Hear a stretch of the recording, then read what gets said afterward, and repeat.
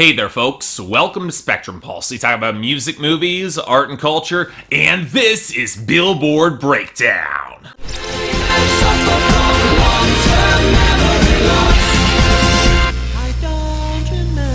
So do you ever have one of those weeks where you're expecting for a lot to happen, only for very little to actually materialize? See, I was expecting Lady Gaga to debut in the charts this week, for Travis Scott's album to make a major splash, for some pretty significant shakeups, and yet I didn't really see that, as we otherwise had a pretty quiet week with a sparse number of debuts, a few returning entries, and overall, very little for me to complain about. So, okay, I'm not complaining. Let's not waste any more of your time. Let's get to the top 10, where for yet again another week, Closer by the Chainsmokers featuring Halsey holds onto the number 1. And really, there's nothing close to at this point. Dominating streaming, YouTube, enormous sales, and airplay momentum that's not slowing down at all. It's to the point that while Heathens by 21 Pilots went up to number 2 with even more airplay momentum and strong sales, its slip-on streaming and YouTube will keep it out of contention to go much higher. It pushed back Cold Water by Major Lazer, Justin Bieber, and Mute though, which also slipped down on YouTube, but made up with it with gains in sales, streaming, and airplay, just not enough to hold its spot at number 2 as it fell to number 3. It does remain above Cheap Thrills by Sia featuring Sean Paul at number 4, but I question for how much longer. It wavers at the top in airplay, it's lost sales, and the streaming and YouTube have long since faded back. Contrast this to Don't Let Me Down by the Chainsmokers featuring Daya. Consistent airplay, bleeding, and miserable sales, but it's got a bit more presence on streaming and YouTube, and it isn't fading quite as fast at number 5. Hell, it's likely here because Ride by 21 Pilots is fading faster. We spent the week flailing on the radio with abysmal sales, and yet somehow it actually picked up streaming and it actually held on to its position at number 6. And even though that position seems precarious, it's still beat up This Is What You Came For by Calvin Harris featuring Rihanna, which fell down to number 7 as it clearly peaked on the radio. It holds on to YouTube to compensate for its non-existent sales. Then next we have a song hitting a new peak in our top 10 at number 8, Send Your Love to Your New Lover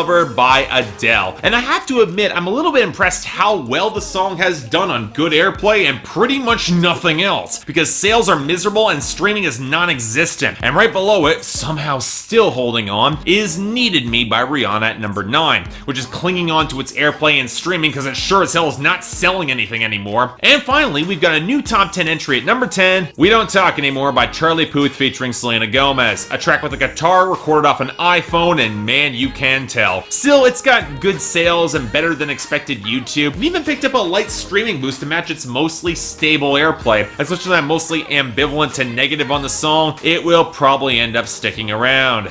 Joy. And on that promising note, our losers and dropouts. And in the latter category, while I'm a little bit annoyed that Record Year by Eric Church and Church Bells by Carrie Underwood are both gone, they actually managed to take with them Cake by the Ocean by DNC for its long overdue exit, and Wicked by Future. Overall, it's hard to complain about any of that. And hell, I don't even object to most of our losers either. You're not gonna catch me complaining that Grass Ain't Greener by Chris Brown fell off its debut to 90, or that No Shoppin' by French Montana featuring Drake collapsed to 85, or that Purple Lamborghini by Skrillex and Rick Ross fell to 72, or that Britney Spears and G-Eazy's Make Me lost a huge chunk of their boost last week down to 33. And as for the rest, well, You Don't Own Me by Grace featuring G-Eazy went up to 87, but I didn't really expect it to stay around long. It's been bouncing over the charts all over the place. And From the Ground Up by Dan and Shay falling to 75, that makes sense to me. It was on its way out anyway. Then there's Famous by Kanye West and Rihanna going down to 100 off its return. No surprises there, it's been bouncing around anyway. And Kill 'Em With Kindness by Selena Gomez starting to make its graceful exit, which I'm ambivalent on really. The groove of that track did grow on me a bit, but it's had its time in the spotlight. I've got no problem with it being gone. Where things get a little bit more mixed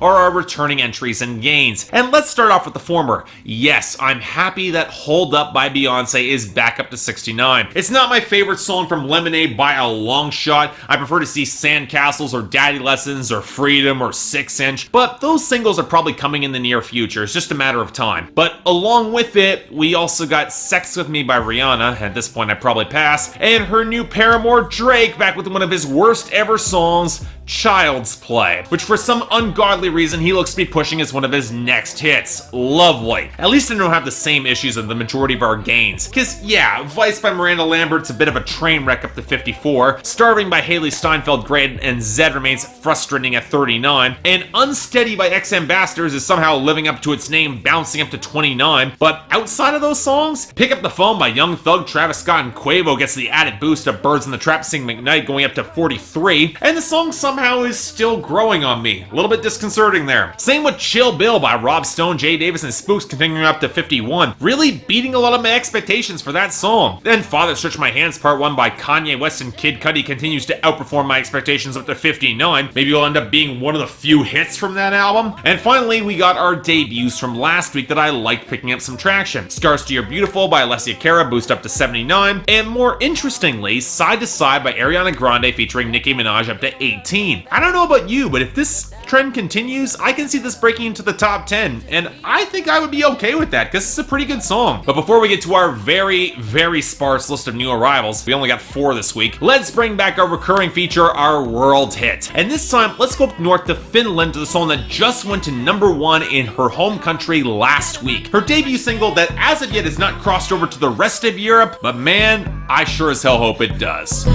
I bring the karma, you better run, run, yeah, that bitch don't play. I bring the karma to your game, you better run, run, run, yeah, it's coming your way.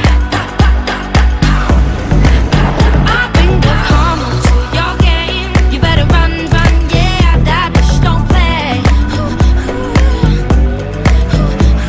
You know, it seems like on a world hit I cover a lot of husky-voiced female pop starlets, even more that are already flooding the Hot 100, but I have to say, Alma's one of the more promising that I've heard thus far, coming up on the finished equivalent of American Idol where she finished 5th, and in the proud tradition of those shows, she landed a record contract anyway and released Karma as her debut single. And look, you don't need to make the comparisons to an already crowded field of modern pop artists who sing just like her, but there are very few that I found this convincing or showing the possibility of a real raw edge. Granted, her production is doing some real heavy lifting with that tight low synth groove, the sparse piano, and the misty backing melodies, but Alma's got a certain intensity to her delivery that I do find appealing. Although I will say that some of the breathy vocal runs she tried really didn't work for me, and it helps that some of the lyrics have a certain direct punch that does hit with some impact. This guy, he did her wrong, and then tried to dump her, and now she's promising some karmic retribution. What she's about to do, or what's about to happen to this guy's left hanging, but I like the implication there. It adds a little bit more menace to the song. Now, there are a few production choices that I could do without. The pitch-shifted vocals that are intended to add menace, but at this point they just feel kind of perfunctory. I do think the bridge could afford to go a little bit darker, but overall, pretty damn solid pop song. And with the right push behind her, I can see Alma doing some pretty damn well for herself. Hell, I'd like to see her stateside. She's not bad. But moving beyond all that, let's come back to the US and deal with our new arrivals. Starting off with number 98,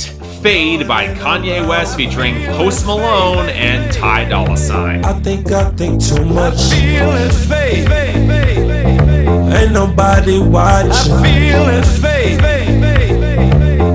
I just fade away. Of the songs that Kanye West has pushed from the life of Pablo, this is the one that I wasn't expecting. Sure, unlike a fair few critics, I actually kind of like this song, and I was totally onto Teyana Taylor before she was in this video. Check out the review of her debut album that I did back in 2014, but it's not the song that I expected to push. For one, the very sparse rapping that we get from Kanye is under so many effects that he doesn't need, and he could have easily handled the howling second verse that we get from Post Malone on his own. Although, yeah, I'll admit it, this is easily the best that Post Malone sounded in some time. And that's before the otherwise solid bounce of the bass line gets cut up by an awkwardly chosen female vocal fragment from Miss Barbara Tucker when she was on Hard Drive's 1993 single Deep Inside. Bit of a deep cut to pull from. Again, I do appreciate some of the gospel touches around the edges, and it is a good way to end the life of Pablo, but as a whole, I'm left feeling the song is more of a fragment than a fully formed song, which is a criticism I have of the entire Life of Pablo album, so yeah, at least it's a good fragment. I'll give it that. Number 96, Caroline by Aminé. I love your bloopers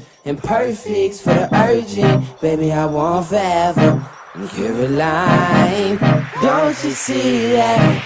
I want you to be mine. Another week, another mediocre hip-hop song from a complete unknown that will likely be gone by next week. Hell, given that I feel I need to have a new feature with this, given how often this keeps on happening here. This time it's from Aminé, which will always sound weird to me, a Portland MC who's been pushing out mixtapes for a couple of years now, with this being his breakout hit. And man, I hope this does not stick around, because this is the sort of disjointed mix that seems designed to stick around longer than it really should in the Hot 100 just to piss me off. Synths chopped into ribbons, these gutless watery snares, entirely too much clattering percussion, and a rapper seems to jump from singing to rapping with a clumsiness that proves that he's not good at either. Not really good at picking up girls either, as this song awkwardly balanced between One Direction's Little Things and complimenting the girl by negging her, including a 98 Degrees reference that really came out of nowhere, to your standard trap banger bars, including telling this girl to get gory like a Tarantino movie, or for her to keep shutting up about the future. You think of this Caroline is the girl that you want forever, you'd be more complimentary and wouldn't keep telling her to shut up. But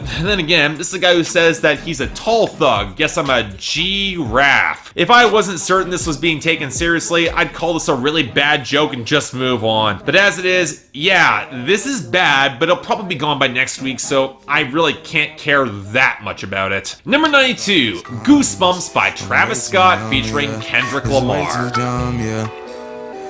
I get those goosebumps every time.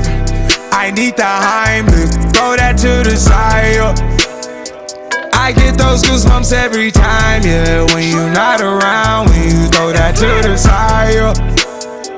I get those goosebumps every time, yeah. So okay, outside of Pick Up the Phone giving a big boost, this is the other Travis Scott song to pick up some traction on the Hot 100. And I'm honestly a little bit baffled why. You would think Through the Late Night with Kid Cudi would be the automatic choice given the hook, but it's more likely here because of Kendrick, where it's starting to reach the point where even the mention of a Kendrick feature could kick a song into heavy rotation. Now, there are some things to like about the song beyond Kendrick Lamar. The off-kilter blur of guitar and fuzzed out bass. Travis Scott's mostly forgettable, but some decent flow. But let's get real. People care about the song because of Kendrick, and he doesn't really disappoint here. Sure, his verse is kind of hedonistic, and as I said in the review, that high falsetto he uses certainly is interesting, but Kendrick Lamar on Cruise Control, when he actually cares about the vibe of the song, it's markedly better than so many other rappers out these days. I don't really think that Goosebumps will stick around in the charts. Like most of the untitled, unmastered project that it's inspired by, it's too off-kilter to see it getting a lot of radio play, but you know what? I'll enjoy it while it's here. That's for damn sure, because it's a good song. Number 52, The Greatest by Sia featuring Kendrick Lamar. I'm free to be the greatest here tonight. The greatest, the greatest, the greatest. I love you. The greatest, the greatest. I love you.